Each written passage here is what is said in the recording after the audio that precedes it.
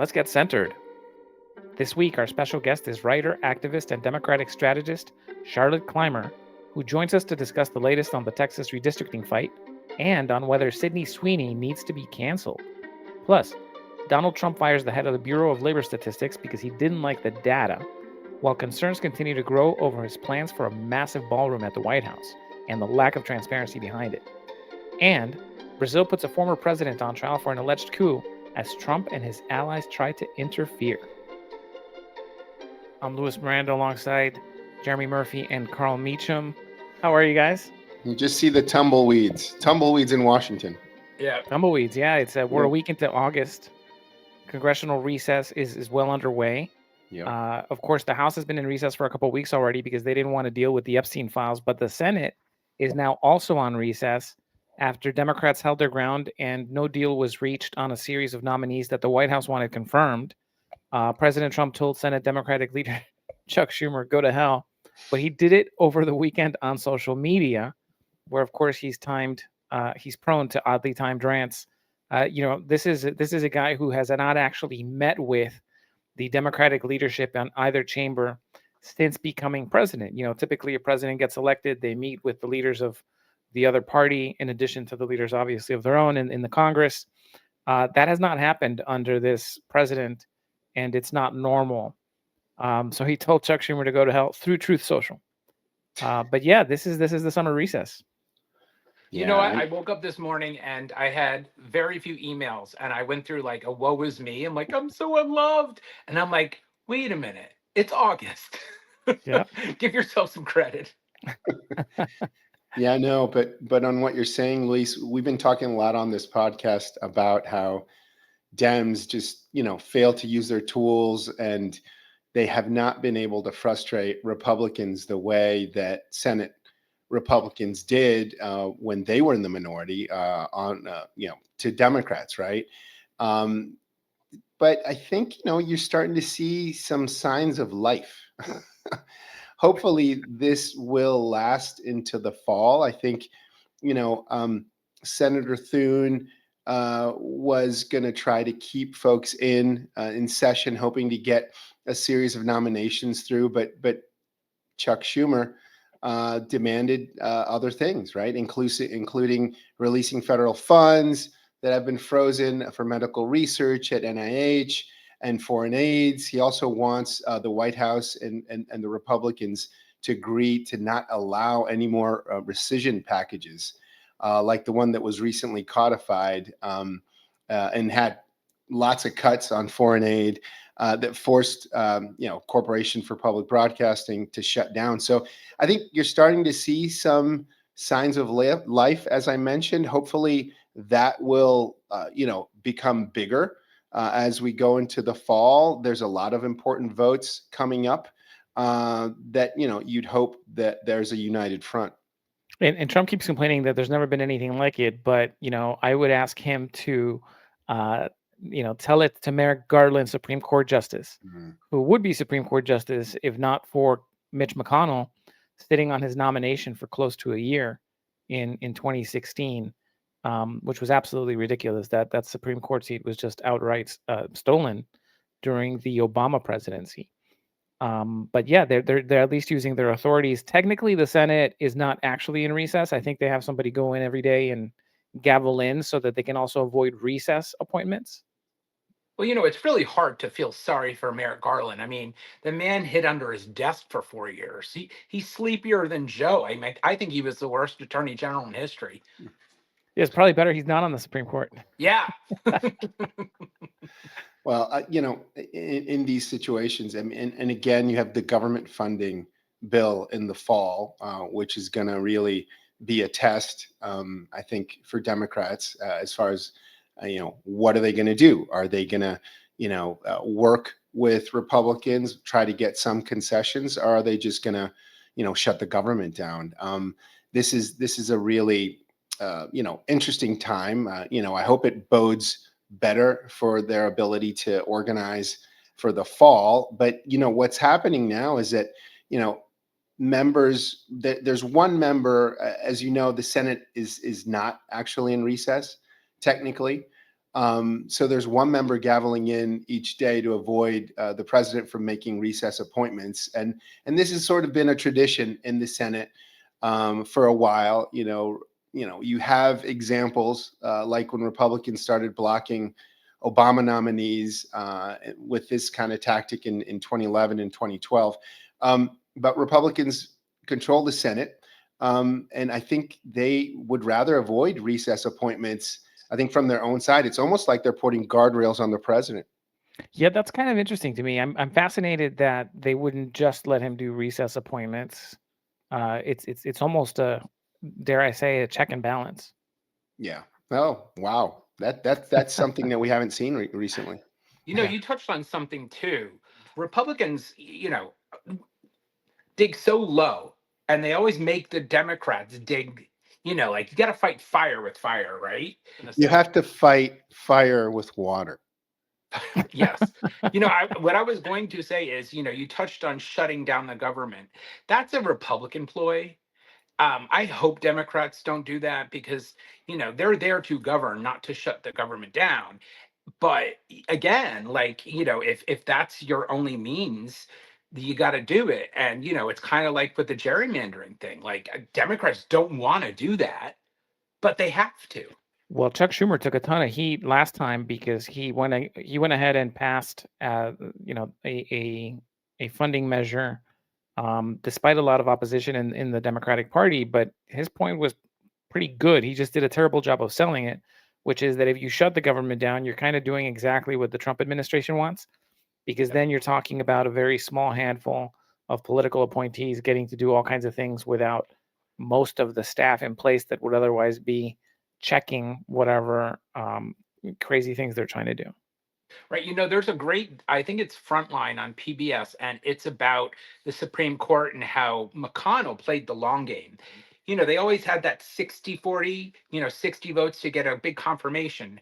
And Harry Reid went back to the 51-49 thing because the Republicans were holding up so many nominations. But McConnell said to Reid, "You are going to rue this day." And he did, because that's how they got their 3 Supreme Court justices through. They would have never been confirmed with 60 votes.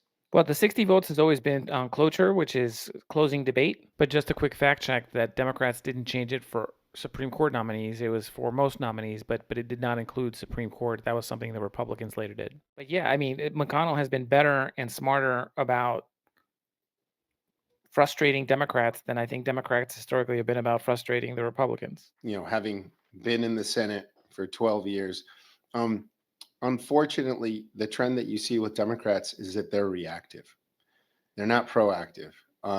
And even though, as Jeremy correctly states, everybody's priority should be governing, it's unrealistic to think that there isn't politicking and leveraging and positioning. And one of the issues that I think is going to be really important is to see how the Democrat, and you need to be united in order to do it effectively, right?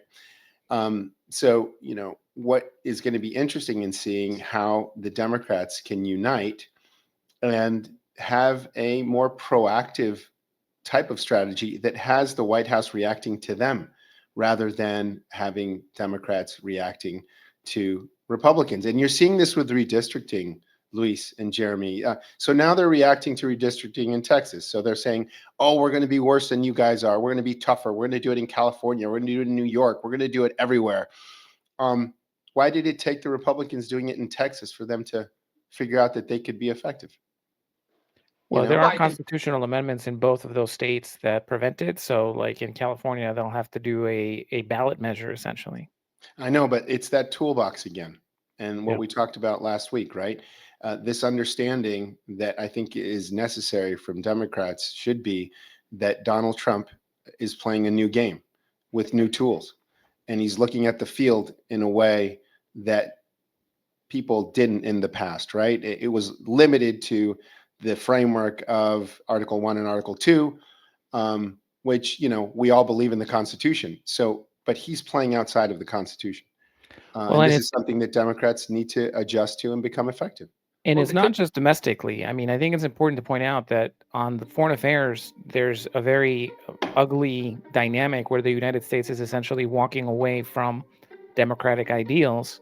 You have a situation this week where former president of Brazil, Jair Bolsonaro, who is essentially the Brazilian MAGA, is being put on trial over an alleged coup, a plot that was inspired seemingly by January 6th. And Trump has threatened sanctions. His allies, like Charlie Kirk and others, have been sounding alarms about Brazil and calling for interference, the likes of which we really haven't seen since probably the 1980s. Carl, you ran the Americas program at CSIS.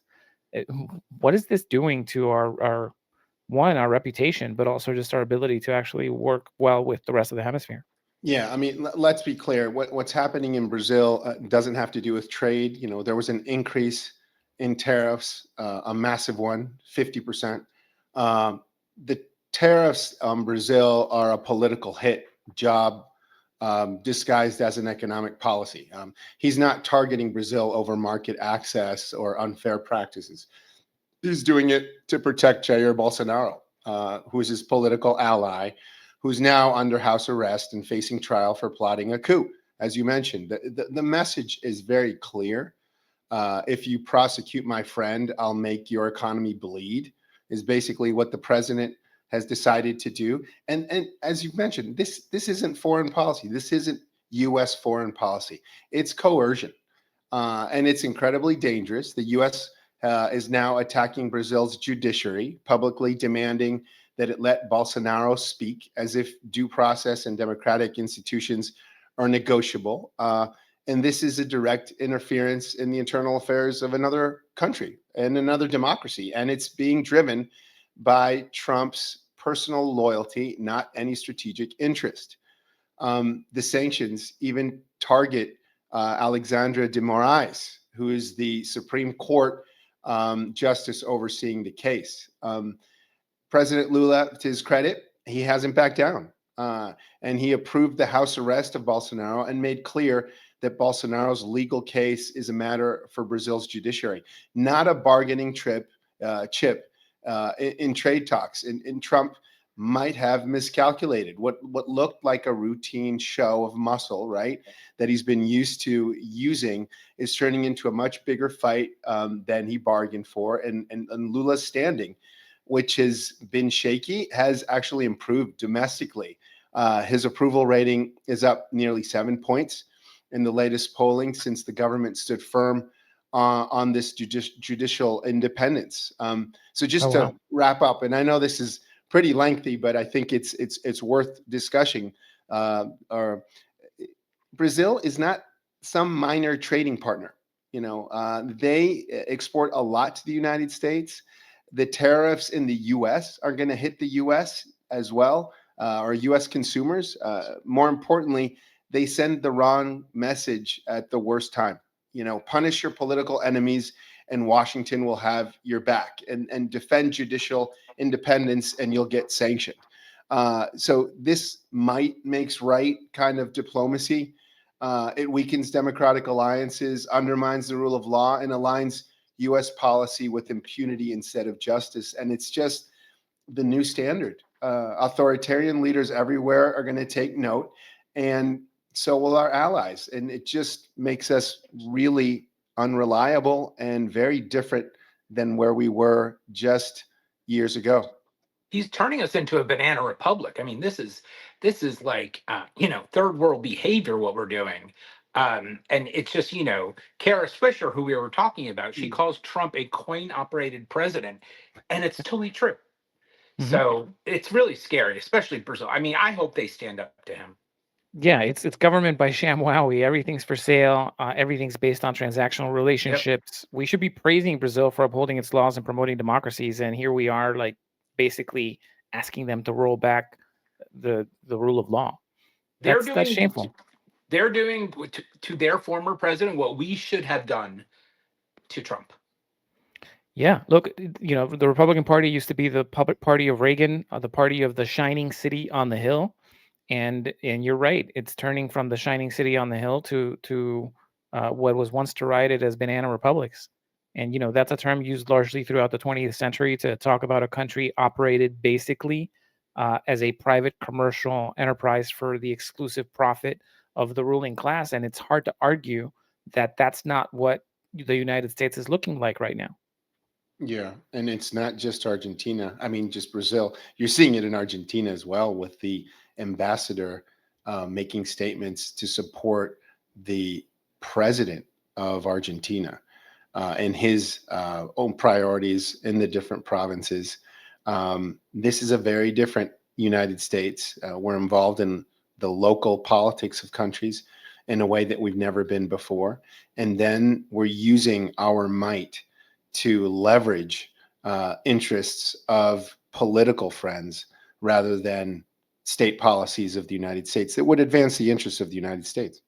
Yeah. No, that's exactly right. And people noticed, and especially that a lot of the things that they were promised aren't happening. I think that Trump is feeling the impact of the big, beautiful bill not being popular. People don't like the implications for healthcare. Everything they're hearing about it is troubling. The price of everything is still high. And now they're hearing that their rural hospitals might close, that, um, you know, all of the other things that it's done, food benefits gone for millions, veterans have been fired or they're unable to get VA support because of Doge cuts. Kids are dying overseas while the Trump administration burns food. There's just the accumulation of all of those things is going to have an impact, and it's showing in Trump's approval numbers being the lowest that they have been. I don't think Trump cares though about, the House or I read somewhere in the New York Times that Republicans are going back to their districts and getting booed in town halls. So now I guess the message within the party is don't do them. And it just shows, that they're so short-sighted that, the big beautiful bill is, I think, probably the worst piece of legislation aside from the Patriot Act ever passed by Congress. And it's going to be for the House. I think it's going to swing the House to blue, but I don't think Trump cares. I mean, it's his last time in office. He's never really cared about anybody else but himself. So, but when these House members go back to their district and they can't even get 30 seconds to talk before people throw tomatoes at them and yell and scream and voice their outrage. And the Republicans are like, oh, we just won't do them. Yeah, well, that's been their tactic for a while, is to avoid the accountability.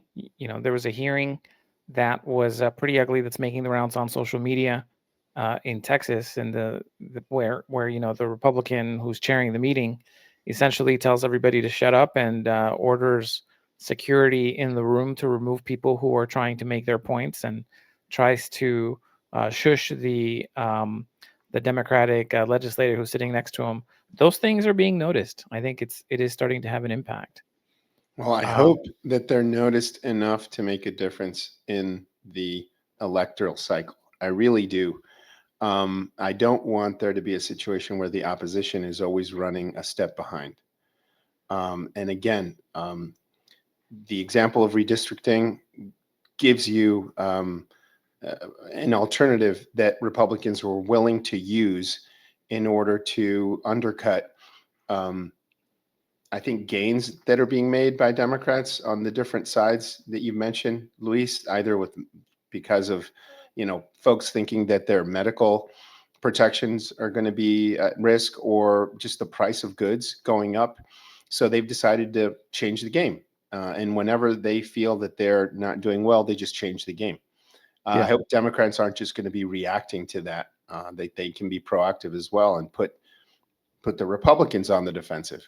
Well, one thing we really, really, really have to fight is this idea where we're going to do a census in the middle of in 2025 or 26. That's really dangerous because it used to, minorities were always underrepresented because the census takers don't want to go into those neighborhoods, so they don't.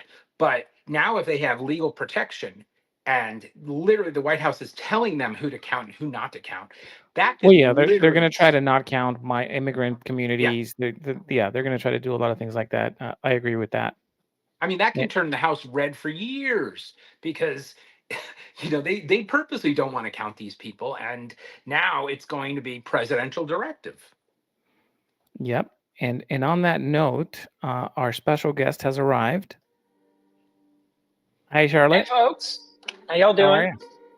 Good. This is the It's gang. another day in America. Welcome. Oh, it's good to be here. I'm excited. I've been looking forward to a nice freewheeling political discussion for a minute. Awesome. Nice. Well, Charlotte, it's good to have you here. You're a political commentator. You're an Army veteran. You're a term member on the Council on Foreign Relations. You've also worked for progressive organizations to mobilize voters, and your Substack is top 15 in politics. So I want to start there because I think it's such a fascinating platform. Obviously, that's where we host our podcast. So it's a little bit of self-promotion there too. But it's such a fascinating platform where so many interesting conversations are taking place. And one of yours that caught my attention recently that I thought was so good was the headline that Sydney Sweeney needs to be canceled. And, it's fabulous clickbait. It got me to click right away. But of course, that's not what you were trying to get at. And so tell us about that one, because I thought it was just such a good point to make right now in the midst of everything we're seeing. Yeah, well, for those who aren't aware, Sydney Sweeney came out with this ad with American Eagle for some of their jeans. And she made a play on word during the commercial, or excuse me, during the ad saying that she has great genes, meaning she has great genes on and she also has great genetic material. And this is a joke that we've all heard at some point in our lives, always in an innocent manner. And so I saw, first of all, I saw a very tiny minority of the progressive community get angry about this. But I didn't know about it until I saw it on Fox News. I was scrolling through news articles for some other reason, and I came across a headline that said, Democrats are, furious over Sydney Sweeney's ad, which was news to me because I had spent that week, and I would say dozens and dozens of Democratic and progressive group chats. Sydney Sweeney didn't come up a single time. And to me, what this showed was that the Republican Party is yet again, in the conservative media ecosystem, is once again trying to push a narrative of distraction away from the Epstein files, away from Trump's abysmal tariff policies, away from the declining state of the economy, all these other issues that need to be paid attention to. And I think what I was trying to do was a few things. Number one, tell folks what Democrats are actually talking about behind the scenes, because it's not Sydney Sweeney. But second of all, I wanted to draw attention to something that I think is incredibly annoying in our culture, which is this distraction-heavy, clickbaity culture that focuses on the wrong shit constantly. Things that we don't need to pay attention to, that don't really contribute to a productive discourse, that wound up kind of driving us apart in ways that are not really helpful for our country. So, I think we need to fight back against that with some clever things. And so, when I did that headline of, here's why I want Sydney Sweeney to be canceled, I started at the very top of the article saying, actually, this has nothing to do with Sydney Sweeney. I think she's a great actor and she seems like a nice person. I have no opinion of her beyond that. But here's what Democrats are actually talking about. And I just kind of laid it out. And, I think that's our way of fighting back, because there is a tiny fraction of the progressive community who are just completely oblivious to how all this comes across. It's not helpful. It gets us distracted away from things that matter. I don't care what Sydney Sweeney is doing. I care about kids who are hungry in Gaza. I care about rural hospitals being closed down across the country. I care about 17 million Americans who are about to be off health care in the next couple of years. That's what should matter. That's what we should be talking about on a daily basis, not this ridiculous culture war nonsense. Yeah, no, I agree. I am going to put Sydney Sweeney in the subject line of this episode because it does work and it does call attention. And I think you're right. We've got to use it as a leverage to actually talk about the things that matter, and to not let Republicans get away from answering for all of those things that they're actually doing. But Charlotte, I think that's sort of the conundrum that we have, in that we want to talk about issues that make a difference for the American people, and we always fall victim to the clickbait, or that a critical mass of Americans falls victim of the clickbait. So I guess my question to you would be, how do we make the issues that are, weighty and important in the everyday lives of Americans? And I don't think that we have, the silver bullet, but it would be great to make those issues go viral. Why don't we make those issues go viral? I've seen our friend running for mayor in New York. I don't agree with all his policies, but I do, just for the record, but I do think that his use of social media and social media platforms has been exemplary.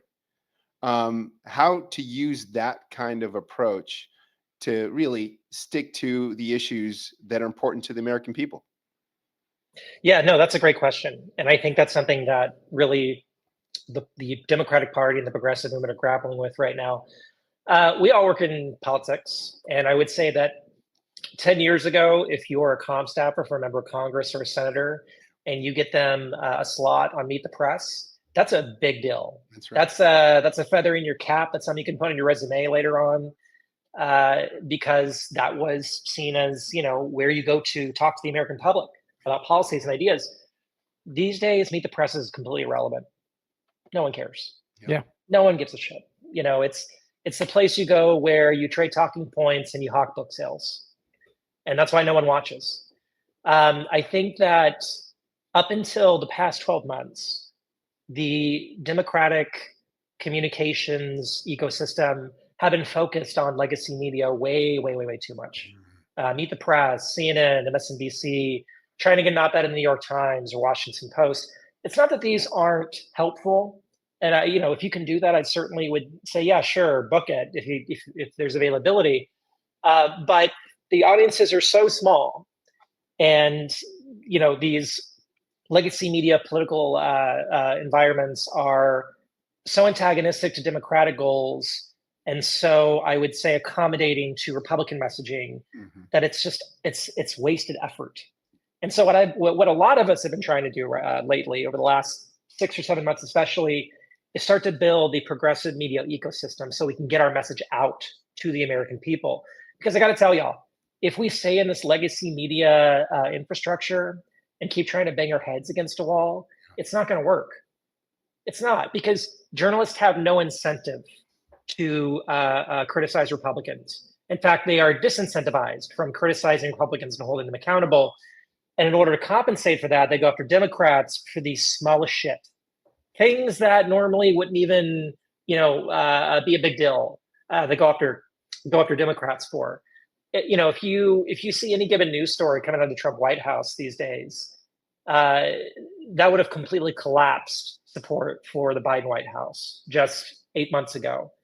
So that's the key right now, is building up that independent media infrastructure that is not beholden to corporate interests, that is not beholden to this ludicrous, absurd double standard between how legacy media covers Republicans versus Democrats. By the way, Democrats of all stripes. I'm not, I'm definitely not a leftist. In fact, leftists find me insufferable, and I find them insufferable. I wouldn't say I'm a moderate. I'm kind of in that middle ground. Yeah, that's so well, you're in the right place. This This is Center D, because it's Center Democrat is yeah. Why we came up with the name. But of course, Carl is a Republican or former Republican. There you go. Yeah, I'm an independent these days. You're part of the family. You're part of you're part of the coalition of reasonable adults. There you go. Yeah. There you go. But no, I completely agree with you that the media ecosystem is changing dramatically, and it still drives, though, a lot of the conventional wisdom. And so I think that's sort of the challenge that we have, is that the mainstream media does not, the audience is actually pretty terrible. You probably have, in the tens of thousands at best of daytime TV. Really, Fox News is the one that outperforms the hell out of the evening shows. And, they continue to get those big audiences, because what tends to happen is that conservative audiences, right-wing audiences, concentrate in specific places. they all go to the Daily Caller and to Fox News, and they very much limit where they're getting their information from. Whereas once you get to the center of the political spectrum, and this has been looked at in studies, and we've tried to address it for many years, that Democrats are dispersed. Some are watching CNN, some are watching MSNBC, some of them are even watching Fox, and some of them are not watching TV at all, and some so that dispersal has always been a challenge. But I think in this moment where you have the potential for people to create this media ecosystem, it does present, I think, an opportunity for us to take advantage of it, and to I think you commented on this too, Charlotte, recently on your Substack. Is we don't need a new Joe Rogan. We just need to be bold about the things that we're presenting and be able to, That's right. Communicate without fear. That's exactly right. I get so tired of this discourse of, we need to find the Joe Rogan of the left, or we need to find the left manosphere. And I'm just wondering, why the hell are we trying to copy their playbook? Are we not creative and brilliant enough to do our own thing? Are we not smart enough and passionate enough to get our ideas out there? The problem is not that we don't have good propagandists, which is ridiculous. The problem is that we are so goddamn apologetic for our values, and I'm tired of it. I am tired of Democrats being wishy-washy about student loan reform, or about universal health care, or about the ridiculous cost of childcare in this country. These are all things that the vast majority of the American people care about. And we are so afraid of being called socialist or communist or what have you, that we always couch it in these really, dense, heavy policy language cocoons. We just need to get out there and say, no, this is unfair. The American people who, are, craving some kind of moral leadership that helps working class families will follow us if we're bold and not apologetic and actually fight back. But the problem is that moderates, most of them don't really see fighters in the Democratic Party. They don't. Yeah. I don't think they even agree with the Republican Party on most things, but at least the Republican Party will stand on business about what they believe in. Don't you get pissed off sometimes because Democrats just seem to be reactive? I mean, and I agree with you. You don't need to be copying what other folks are doing, but you do need to be leading in a way that makes the other side. And when I say the other side, these are Americans. These aren't like enemies. They might have different views, and we might have different views from them. But at the end of the day, we have to make this thing work, or that's at least how I've been raised. So the question to me is always, why can't Democrats respond? I mean, stop being responsive and start leading these discussions and making the other side have to respond. And you mentioned a whole bunch of issues where I think that there's a critical mass of Americans that would want to see alternatives. The alternatives that the Trump administration is offering pretty much leave you alone, leave you out all by yourself. And it's only for folks that can afford these things that benefit from that. I don't know, how do you feel, or what do you think are the issues where we can be leading and making the other side respond? Basic working class family issues. Childcare should not be so expensive in this country.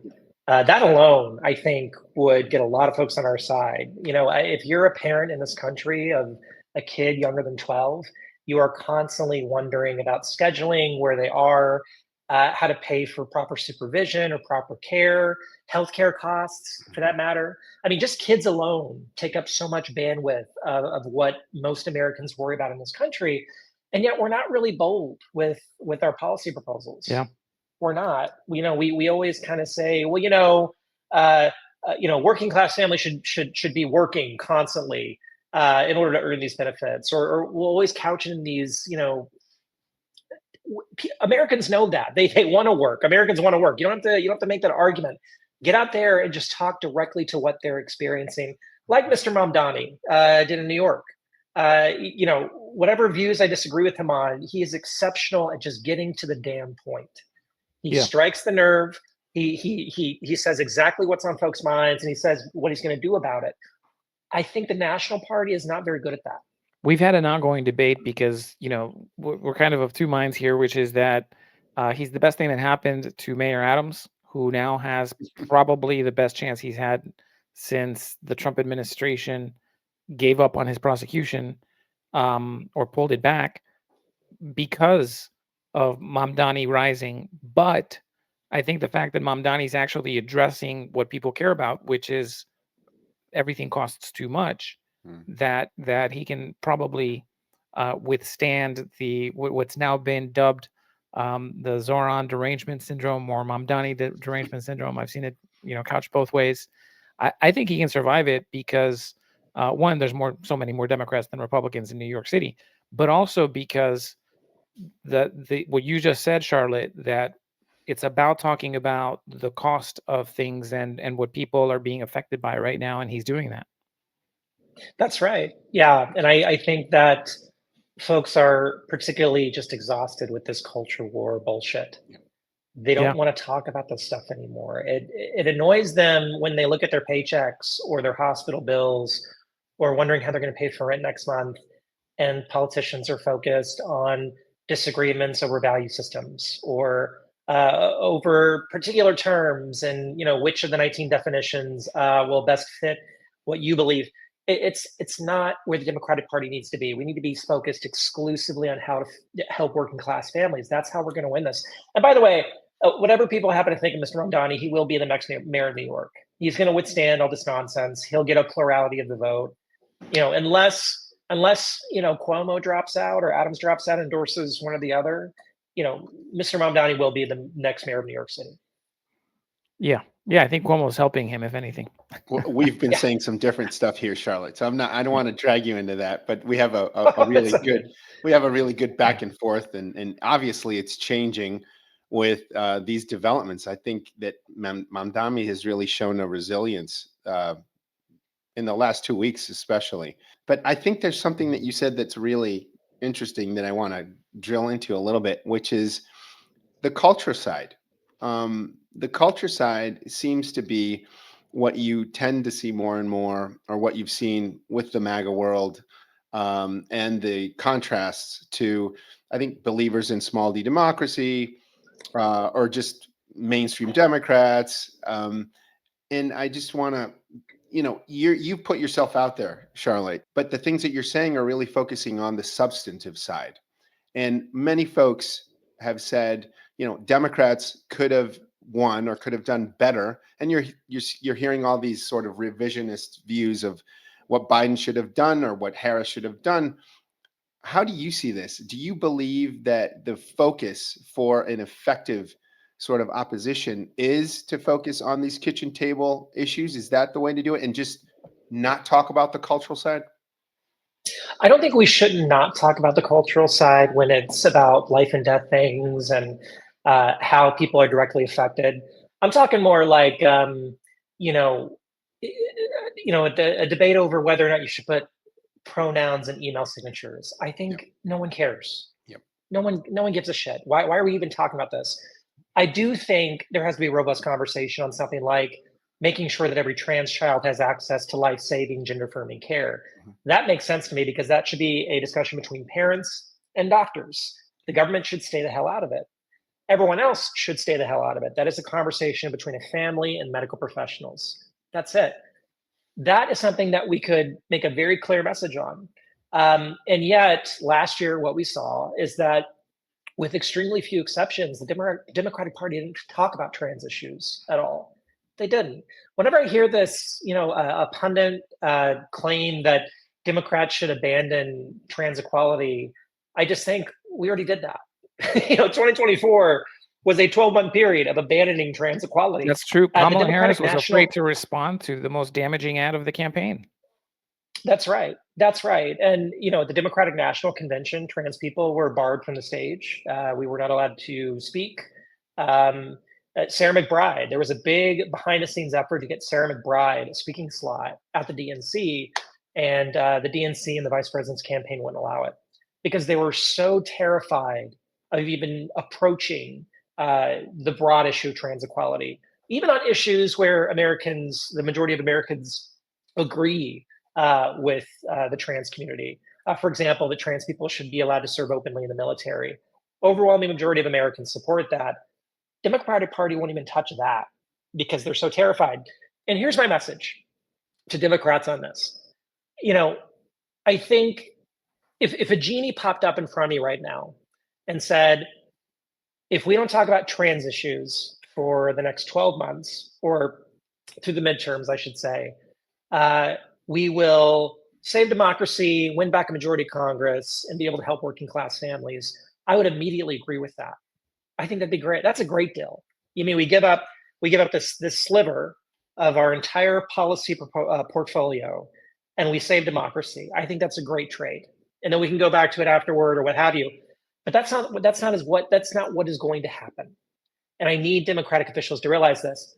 Let's say that all the current trans issues get settled in the next 6 months, which isn't going to happen. But let's say they do. Let's say the Supreme Court upholds Trump's trans ban on trans military ban, and gender affirming care is universally banned in the country. And trans kids aren't even allowed to join so much as chess clubs, right? Let's say all this happens, and we're allowed to focus on broad economic issues exclusively. By the time we get to next spring and summer, the Republican Party is going to roll out a whole new slate of anti-trans positions. It's going to be things that people haven't even thought about. Things like employers should be allowed to fire trans folks in any workplace, even though that goes against the Supreme Court's ruling from 6-7 years ago. It's going to be things like banning all gender affirming care of all types for all trans people throughout the country. It's going to be things like, trans people can't be trusted to purchase firearms because they might cause a mass shooting. So let's ban trans people from owning firearms. I know that people hear this in the back of their head and they think, well, that's unconstitutional. That would never be upheld in courts. Doesn't matter. What matters is the messaging in the moment. What matters is controlling the conversation. And Republicans see an open goal right now with the Democratic Party on trans issues that they can just score at will over and over again because they know the Democratic Party is not going to do anything. No, but Charlotte, I think what you're describing is the way that Republicans went for weapons, gun rights. It's a slippery slope. And immigration. And right. And border security. I think the gun issue is one where, Republicans had a very clear conviction, right? And they weren't going to give an inch. And they've benefited from that approach. Here, what you're saying, Charlotte, is that this is not a niche issue. This is an issue that can worsen if you don't push back. Today, it might be, not letting people have their puberty blockers, or banning the 5 people that are doing sports, and making an issue of it. But tomorrow, it could be something much bigger. If that's the case, I mean, that would be sort of a universal approach, to this issue that could get a lot more people involved. I just feel like there's a difference between tactics, right, Charlotte, and big issues. And I think on the tactical side, maybe the Democratic Party felt that this was something that was going to be unpopular. I mean, in 7 states, it was these ads that I think Luis is mentioning ran in 7 states, and they made the difference. And there was no response. On the Super Bowl too. Yeah, there was no response. World Series. Because of that fear. Yeah, and look, but the way that news. you're mentioning it, Charlotte, is one that I think needs to be highlighted. I mean, look, my parents are in interracial marriage, and they got their right to get married in the late 60s. If you don't push you back were on almost these illegal. things, yeah, I was almost illegal. Yeah. But if you don't push back on these things, the rights that are given can be taken. Yeah, which is what we're seeing happen in Washington. I can't stress this enough, though. Like, if you look at 2010, Democrats in Congress were afraid of even talking about the Affordable Care Act because they were so afraid of getting criticized in their home districts, and Republicans did a very good, terrible from a moral perspective, but they did a good job of mobilizing their people to go to town halls during August of that year to scare the hell out of them over the Affordable Care Act. And so they were afraid to talk about it, and we got slaughtered in that November's elections. And the reality is that people have enjoyed and want to preserve that health care. You look at Mitch McConnell, the Affordable Care Act, the Obamacare version in Kentucky, it's called Connect, KYNECT. and then ECT, KY for Kentucky, for those who don't know their states. And that is, a program that he has fought tooth and nail to protect because of what it has meant to his constituents. But Democrats were afraid to defend it in 2010, and they lost Congress over it. We can't be afraid of these things. It doesn't mean we have to agree. Look, I think that there's a reasonable debate to be had about, trans kids in sports.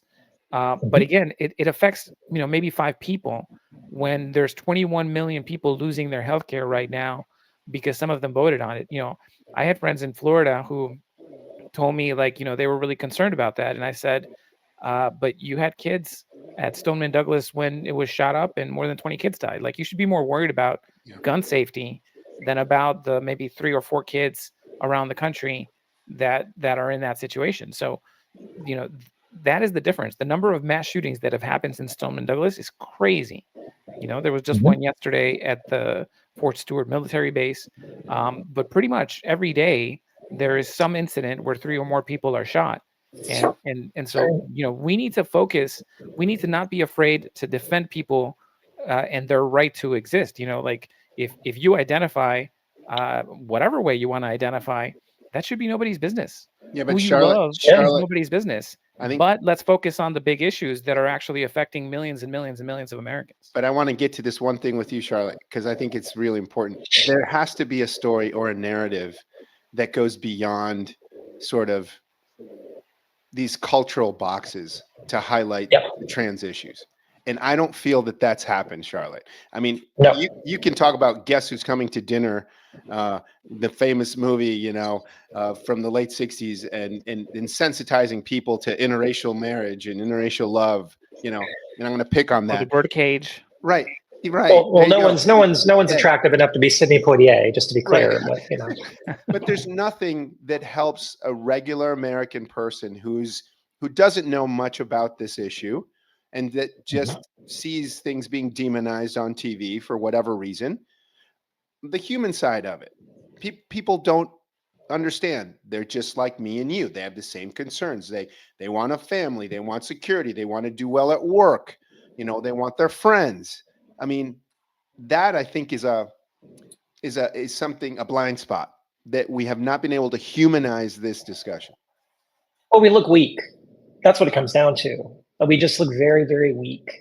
You go to most members of Congress on their House members on their websites, the re-election websites, and somewhere on there they'll mention LGBTQ issues. Somewhere they'll say we, support the Equality Act or what have you.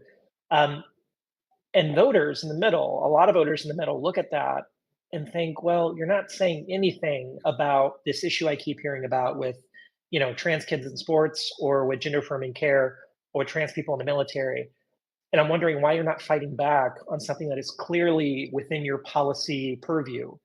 It just makes us look weak. I'm not saying, 95% of our messaging should be about working class issues, but moderates and a lot of folks in the middle, and even some folks on the right, need to see us at least fight back a little bit on this stuff, just a little bit, not a lot, but at least come out and say, no, this is a ridiculous thing. I think Republicans are trying to distract us by attacking trans kids. I would rather fight for getting all kids health care, getting all kids free lunch, getting all kids a kind of good shot at a public education. That's what matters to me. Republicans want you to care about, a few trans kids and, make us hate these kids just for existing. I want to make sure your kid is going to be able to have what they need to be successful in this life. But that's not what Democrats are saying. Because they hear there's some kind of headline about this trans kid was in this sport or what have you, and Democrats just completely ignore it, just pretend it doesn't exist. Yeah. And it makes us look weak. Yeah, sticking our heads in the sand doesn't work. Look, I think one of the coolest things I've seen in my career was in 2010, I was at the White House in December when we had a couple of teams there that day. It was the last Saturday of December where Congress was going to be in session. And we were still there on the Saturday trying to get 2 major things passed: the DREAM Act and the Don't Ask, Don't Tell, revoking Don't Ask, Don't Tell. And we lost on the DREAM Act, but we won on Don't Ask, Don't Tell. And, President Obama came in to, he'd been working the phones all day. We had been working the stuff that we could do. And he came in to talk to, both of the teams that were working on these issues together, and to both celebrate on the one hand on the Don't Ask, Don't Tell, but to also, encourage us to not give up on everything else that we were trying to do. But what I took away from that was more the impact that it actually started having, because just about 4 years later, I'm in Europe and I met a bunch of U.S. Army folks, and one of them was an openly gay woman who had only been in service less than 4 years, but was serving openly, had been making a tremendous contribution to the effort, and so had been promoted quickly, was serving honorably and making an incredible difference on that mission. And you know what? Had no idea of what other service members had to deal with prior to that. And to me, that was such a beautiful thing. And I didn't even bring it up. I was just happy to see that, like, this individual has never had to deal with that, and they're out there making our country stronger. And that's the biggest thing to me, is at the end of the day, when we start throwing up all these roadblocks and targeting Americans and trying to make some of us less than others, we hurt the country. Yeah, and part of it too is just believing in the result, the long-term result of our policy proposals. I was at West Point when Don't Ask, Don't Tell was repealed, and there was a lot of murmuring among a lot of conservative cadets that this would make the military weaker. Military readiness and unit cohesion would suffer because of the ADT being repealed. 3 years later, you had openly gay cadets who were in the senior leadership of the Corps, and no one cared. Yeah. No one cared. And now the idea of banning openly gay, lesbian, and bisexual folks in the military is just not even a thought. Like, not even Republicans are trying to push for that, because they know it would never work. People wouldn't be on board with it. We need to believe in our policy vision. We need to be unapologetic about our policy vision. We need to stop saying, excuse me, could you please maybe consider this like really good idea I have?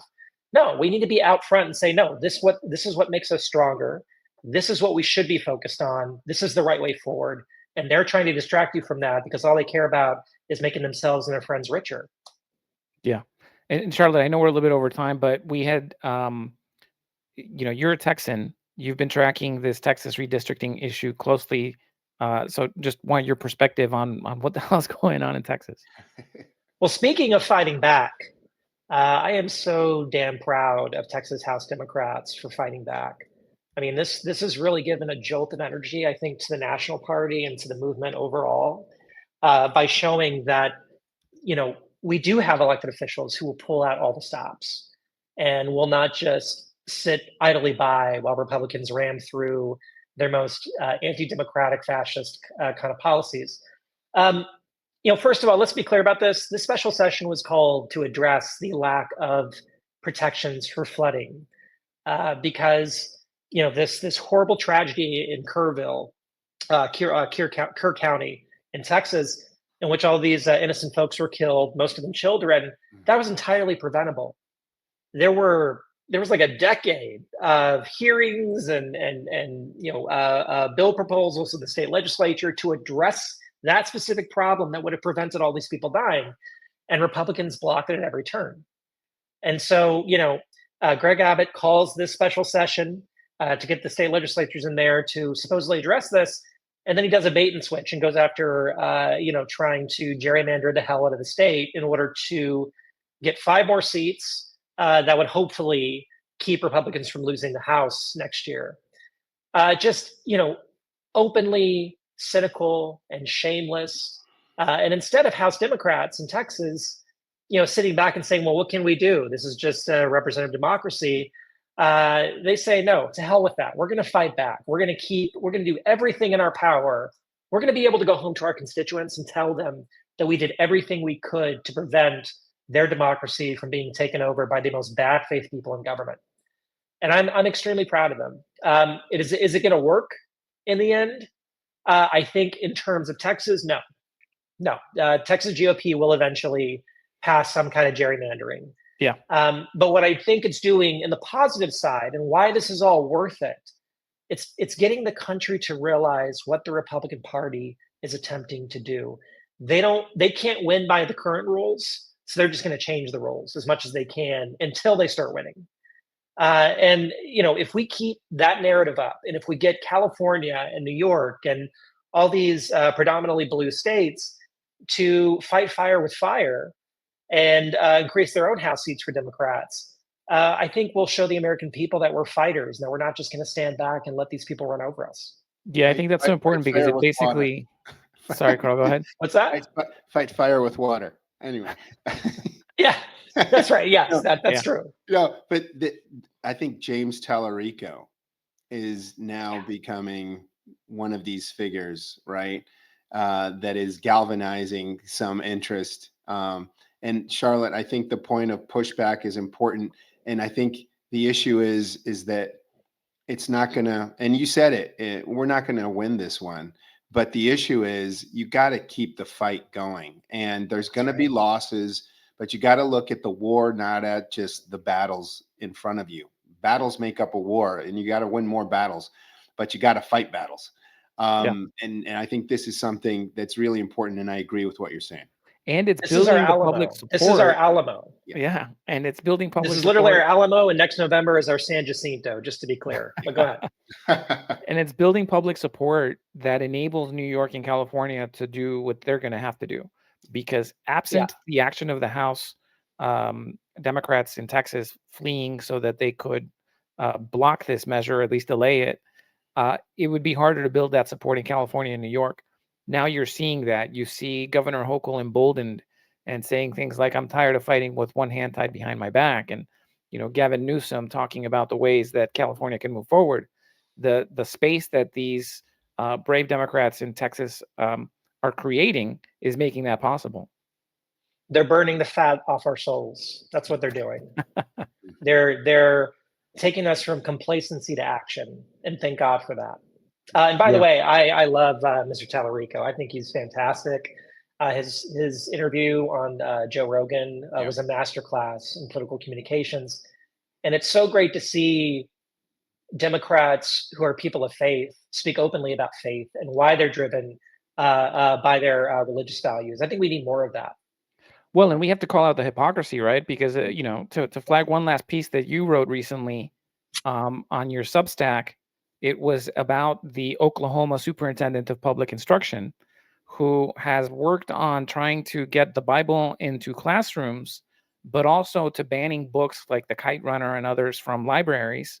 And then, during a session of the State Board of Education, has pornography accidentally play on his television in the middle of this broadcast. And, this is the moral standard bearer of the Republican Party in Texas's education system. And that sort of shows the hypocrisy for what it is. We can't allow those stories to go untold and to not call them out on the hypocrisy, so that we can refocus on the issues that matter. Because ultimately, if he's watching porn in his free time, I don't care. I hope he's not doing it at the office. But it's about the hypocrisy that they use to try to impose values that they themselves are not following, at the expense of everything else that we should be doing to prepare our students to make sure that our people have healthcare that they need, and that we're investing in the future so that we can actually, thrive in the AI economy that's coming. And that's the distraction. That's the distraction that Charlotte was talking about early, right? We start just looking and focusing on these little sideshows and not on the main event. And I think Tallarico has contested these things head on. We've seen it in Texas. I hope we can see it now with the redistricting fight. I mean, now they're throwing the FBI at him. So, this is not going to get easier. It's going to get harder. But these folks have the gumption, and hopefully they have the moral and intestinal fortitude to fight this and just see it as a longer war, and this being a battle in that conflict. And can I say one more thing? I think Democrats should be openly saying that Republican officials don't care about Christ. I don't think they know Christ. I really don't. I don't think they know Christ any more than as being a convenient vehicle for getting through whatever they believe Christ taught which happens to be not at all what Jesus Christ taught. Jesus Christ talked about helping the meek, feeding the hungry, housing the unhoused, not being judgmental, trying to build community, preached against exorbitant wealth. I mean, I'm not gonna be ridiculous here and say that Christ was a communist, because I don't think that's true.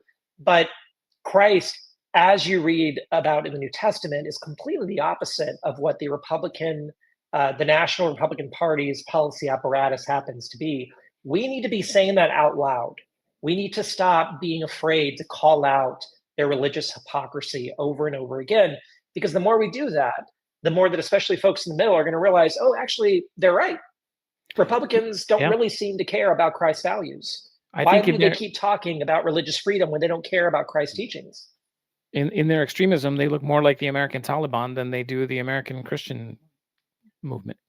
Well, it's about judgment. Their Christ is about judgment and punishment. That's right. And that's their narrative. It's not a God of love. It's not. No. I was raised partly in Chile and here, but I'm a Catholic. And these are things that are you Catholic, Luis, or were you Catholic, or do you have a relationship? Sort of. My family's Catholic. But that background and that knowledge and that being exposed to that, right? We know that the portrayal of Jesus and the story and God is not only this narrative of punishment and judgment. Yeah, if you're using Christ to hate on people, you're doing it wrong. Right.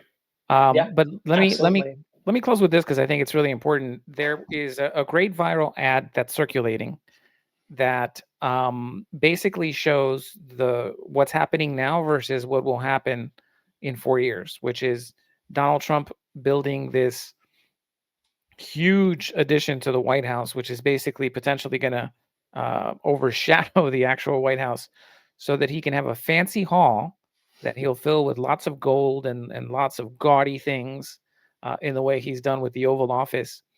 And, this ruling elite class of Republicans toasting and, drinking, sipping their champagne, and people getting fed up with it. And in 100 years, schools looking back and reflecting on how this was just the end of that and the beginning of a period of healing. And I think the ad was so powerful and so inventive. But what was amazing is it would have normally cost hundreds of thousands of dollars and taken months to do something like this. Yeah. And the folks that produced it, we're going to link to it, is in this post, did it on AI and relatively quickly. And I think that's what's coming this election that's going to change things. That is, we're not just waiting for Democratic consultants or those high-priced consultants that are still trying to force you to put everything on television.